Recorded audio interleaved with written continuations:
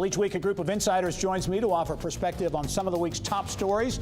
This week sounding off on some huge news in Bloomington. Cook's $950 million Biopharma deal, also adding hundreds of jobs in that Monroe County city. Another Hoosier city wants to make an Amazon pitch outside of central Indiana. And the Colts, they're 0-2 and desperately in need of some good news. Our insiders this week are Trendy Minds President and CEO Trevor Yeager, also IndyPolitics.org editor Abdul-Hakim and Gregory and Appel Insurance Vice President Steve Appel. And welcome one and all to the Insiders for another week. Thank you. Oh, it's good to be here. We were in Bloomington shooting our special edition of our show On the Road in Bloomington earlier this week, the day the news broke of the Cook deal, which selling their Cook Pharma unit to Catalent, which is a New Jersey-based company, but also separately acquiring an old GE refrigerator facility in operation, putting 500 jobs there over 10 years. Trevor, as you look at this, they touted it as being great for Bloomington and great for the state. Your take? I think it definitely is great for Bloomington and for the state. I think with the I-69 expansion that's happening down there, we're starting to see more. I was just down there last week, noticing, the roads from Indy are going to be there. That means more traffic's coming in. You look at IU Health that has a big investment going in down there as well.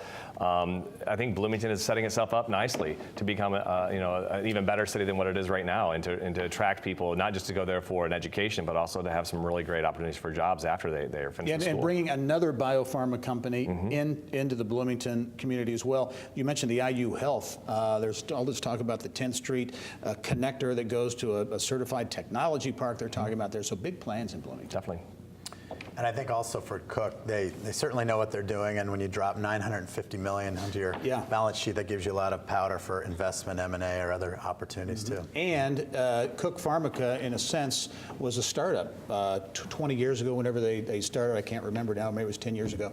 But basically, selling for $1 billion, so a real success story. Very much. What I find most interesting in this whole story, in addition to the nearly $1 billion sale, is the investment in the GE plant, which, as we were talking before we went on the air, used to be an old television manufacturing plant, and that might be the future for a lot of Indiana cities. That as companies get acquired and grow, a lot of those places that were abandoned and factories and other sorts of facilities get new life as these new companies start to show up on our doorstep. Yeah, another big story this week. This one in central Indiana, Car Auction Services in CARMEL. Announcing plans for a new headquarters. They're already based in CARMEL. $80 million. I mean, really a cool looking facility that they showcased the renderings there. And Jim Hallett, the CEO of the company, said, bottom line, this $80 million investment is all about talent and talent attraction. They're going to add 400 jobs, but he feels they need this kind of headquarters to get people. I think they do. In today's economy, people are looking for jobs, not just to have a job, but something that also makes them feel good and have a good experience. I think investing in a new building is going to help with part of that, but also helping them. I'm assuming programs will come along that and a lot of other things too. They have some grants coming from the state to help with training and others. They're smart to do that because you're playing in the same field as Salesforce and others that are offering some great packages and really have some really cool amenities for people. So they want to be part of something bigger. And do you think that's lost on a lot of people, that a company like Car and there are other companies are really tech companies? Oh, yeah. To a large extent, and they are competing with Salesforce and Infosys and all these tech companies. Definitely, yeah. I mean, it's not the old school. This is not your father's old school. It's not your father's economic development. Yeah, that too. We're going to build you a road and some sewer and infrastructure. That the quality of life goes along with it. And not to rehash old battles here, but when Indiana was getting bogged down in distractions like RFRA and things like that, this was not helping. Had things gone forward, we would not be seeing things, like Car doing this expansion to attract that talent. You wouldn't be seeing Salesforce and Infosys because people would be going away, going to do something else. So, a couple years down the road, we're seeing the sort of the effect of people making the right decision to put that stuff And building's only the start. I mean, having a nice environment is one thing, but you have to have other programs with them too. Otherwise, the talent will still look and say, it's a nice place, but I don't have all this. So I'm from what I was reading on that, it looked like they're doing a lot of great things to help attract that talent. Steve, as you look at the talent and workforce equation in central Indiana in particular, but you look at these really good announcements of Salesforce and Infosys and any number of companies adding jobs, but it kind of tightens that labor market, that pool of potential good employees. How important or how serious do you think the situation may get? Well, it is serious. I actually was with a tech client today, and I was asking about the talent side of it, and the response I got was, there's really two areas. It's either engineering or sales, and both of those are more, intellectual capital type jobs, especially the software engineer types. And so it's a limited pool, and I've heard many of the startup type clients saying, I'm battling with Salesforce, and they have quite a lucrative package that they're offering usually. Another big economic development deal, perhaps the economic development deal of a generation, is Amazon's HQ2, their second headquarters, getting a lot of attention, not only here in Indiana, but all over the United States. Indianapolis putting together a regional bid to try to attract that $5 billion investment to 50,000 jobs over 10 years. And Gary, Mayor Karen Freeman Wilson this week saying Gary's going to take a shot at getting that second headquarters. Hey, somebody's got to ask the hot chick to the prom, even if it's the shortest, dorkiest guy in the room, because you never know, one day she might actually say yes. But there's this thing called reality. Because not to be the bearer of bad news, I think Indianapolis is facing an uphill battle to land Amazon, mainly because if you look at things like the infrastructure, do we have it? We were talking about just tech a couple moments ago and the problems people are having finding folks.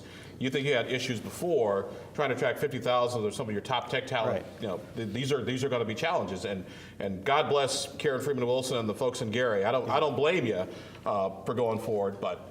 And I will take this tact on that too, and I think we had it on screen there. She took out an ad in the New York Times kind of addressing Jeff Bezos, but she is a mayor who, regardless of what you think, has gone out there and attempted to be proactive and taken a really positive approach to a very difficult situation there in Gary. She's really tried to take some chances and make some things. And like I said, I would never take anything away from the mayor. Know her, really sharp, really bright. Like I said, I think it's it's a Hail Mary pass. Sure. I think, and also with Chicago right next door, why would we come to Gary when the Chicago metropolitan area is literally, right across the border? I think it should serve as inspiration, though, and as a lesson to the state that we have to invest in things here. And if we want to have these opportunities come to us, we're not going to win lotteries all the time. So I think it's important when we're talking mass transit, and that's a big thing that the Amazon's looking at. We just don't have the infrastructure here. So you might have been joking about the New York Times, or if that was true, but if it was true. It was she should have gone to Washington Post, which Bezos owns. He owns. Very good point. Well, you're talking about leadership, and two communities in the news this week being recognized for their quality of place, quality of life. One, the Indiana Chamber of Commerce naming Goshen as its Community of the Year, a big honor each year. Smaller community, obviously in northern Indiana, the Elkhart, South Bend area. A lot of people say, what's going on in Goshen? But they have leadership up there that has really reinvented their downtown, engaged the business community, Goshen College, and really got things going up there. And I think it underscores the impact of leadership and the difference it can make. Yeah, I think especially if you look at the last 10 years in that region, what they've gone through. I mean, a lot of ups and downs with the RV industry and others that I think they've managed to stick with it and to have leadership to really see a vision to help to move them forward and for them to be recognized statewide is a pretty big deal. Also, Fishers continues to get some accolades. Money Magazine, this was quite a significant honor. #1 best place to live in the United States on Money's annual list. I jokingly say this makes Scott Faddis' life a whole lot easier if he ever decides to run for governor in, say, 2024. If or when he decides. Down the road. No, the folks at Fishers, I will give them credit with what they've done with amenities, with quality of life, the way they've attracted business. Like I said, my only drawback to Fishers is if you're on I-69 at about 4:35 in the afternoon going north. Yeah. And IKEA's not open yet. Yeah, wait till that hits. It's going to open. Also want to touch on an education story. Purdue's NEWU, formed with the acquisition of Kaplan University, getting another approval. It's moving forward. They continue to shake things up, and that online marketplace continues to change. So two things seemingly this week. One was Mitch Daniels announcing the 3-year plan, 3-year graduation plan, and then this. And I just continue to marvel at the great Mitch Daniels, who's always innovative and trying new things and doing a great job. Maybe the Colts, as we wrap up, maybe the Colts could hire him to kind of reinvent the Colts. 0-2, Browns this weekend. The Browns, at least were early in the week, favored. T.Y. Hilton guaranteed to win, so for whatever that's worth. But I think that Colts actually will win this week with a new quarterback. You think they can save the year? I mean, from a fan standpoint, I'm not talking about a winning season and all of that, but keep the fans engaged. It's going to be a challenge, I think. I think people have baked in that Andrew Luck is hopefully going to play a little this year, but maybe not, and that I think there's a built-in new GM. Maybe next year is the year to really break out. Let me just put it this way. I had a pair of Colts tickets on the front seat of my car. Left them when we went to the grocery store. Somebody broke in my window, left 2 more. I knew. I saw that one coming. Abdul-Hakim Shabazz, Trevor Yeager, and Steve Appel. Thank you very much, and we'll be right back after this.